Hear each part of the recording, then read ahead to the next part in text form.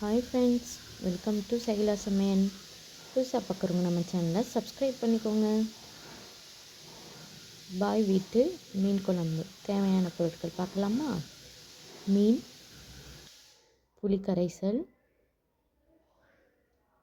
சின்ன வெங்காயம், பூண்டு, 2 பச்சை மிளகாய், தக்காளி, மல்லித்தழை, கருவேப்பிலை, தேங்காய் அரைச்சது, புளி கரைசல் கரைச்சி வச்சுக்கிட்டோம். புளி கரைசல் ரெடி. 3 ஸ்பூன் மல்லித்தூள், 2 ஸ்பூன் மிளகாய்த்தூள். உங்களுக்கு காரத்துக்கு தகுந்த மாதிரி நீங்கள் போட்டுக்கலாம். நம்ம லாஸ்ட்டாக எண்ணெயில் தாளித்து விடும்போது நம்ம மிளகாய்த்தூள் போடுவோம். 1 ஸ்பூன் மஞ்சத்தூள், தேவையான அளவு உப்பு. இப்போ நம்ம நறுக்கி வச்ச வெங்காயம், பூண்டு, பச்சை மிளகாய் எல்லாத்தையும் போட்டு நல்லா மிக்ஸ் பண்ணிக்கலாம். மிக்ஸ் பண்ணிக்கிட்டு லாஸ்ட்டாக நம்ம திருவி அரைச்சி வச்ச தேங்காய் துருவல் ஆட் பண்ணிக்கலாம். எவ்வளோ மீன் குழம்போ அதுக்கு தகுந்த மாதிரி தேங்காவை அரைச்சி உங்கள் தேவைக்கேற்ப நீங்கள் இந்த குழம்புல ஆட் பண்ணிக்கலாம். நெக்ஸ்ட் நம்ம தாளிக்க போகிறோம். ஒரு கடாய் எடுத்துகிட்டு தேவையான அளவு ஆயில் போட்டுக்கலாம். ஜீரகம் 1 ஸ்பூன், தேவையான அளவு வெந்தயம், நம்ம நறுக்கி வச்சுருக்க சின்ன வெங்காயம் எல்லாம் போட்டுக்கலாம். நல்லா அந்த ஆயில் உங்களுக்கு நல்லா ஹீட்டாக இருக்கணும். அப்போ தான் அந்த ஃப்ளேவர் உங்களுக்கு கிடைக்கும். அப்போ அந்த மீன் ஸ்மெல் அடிக்கும், பச்சை வாசனை மாதிரி அடிக்கும். நல்லா எண்ணெய் காய்ஞ்சதும் இதெல்லாம் போட்டு அதுக்கப்புறம் தக்காளி, பச்சை மிளகாய்,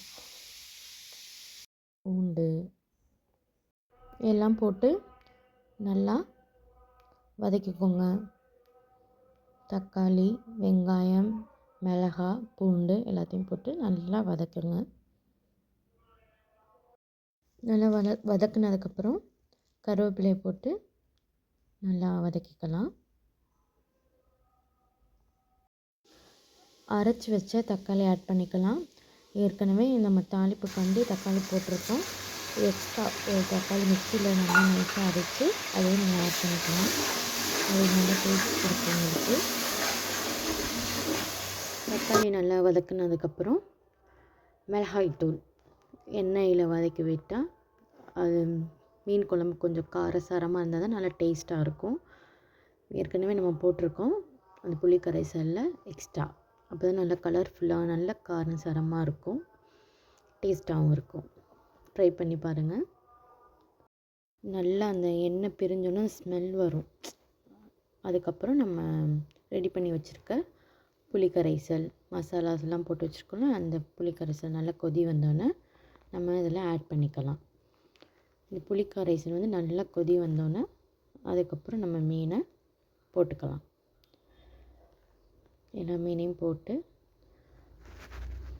ஒரு 5 to 10 மினிட்ஸ்க்குள்ளே மீன் குக் ஆகிடும். ஒவ்வொரு மீனை பொறுத்து நம்ம ஒரு பாத்திரத்தை வச்சு ஒரு மூடியை வச்சு க்ளோஸ் பண்ணிக்கலாம். மீன் போட்டதுக்கப்புறம் மீன் குழம்பு நல்லா கொதிக்க ஆரம்பிச்சிருச்சு. மீனும் நல்லா வெந்துருச்சு. மீன் குழம்பு ரெடி ஆனதுக்கப்புறம் டக்குன்னு ஆஃப் பண்ணாமல் 2 கையை வச்சு ஒரு கலக்கி விட்டு ஆஃப் பண்ணோம்னா அது ஒரு நல்ல டேஸ்ட் கொடுக்கும். மீனும் உடையாமல் இருக்கும். லாஸ்ட்டாக ஃபினிஷிங் டச் மல்லித்தழை தூவி நம்ம இந்த மீன் குழம்பு ரெடி ஆயிடும். நீங்கள் உங்கள் வீட்டில் ட்ரை பண்ணி பாருங்கள். ட்ரை பண்ணிவிட்டு எப்படி இருக்குன்னு கமெண்டில் சொல்லுங்கள். புதுசாக பார்க்குறவங்க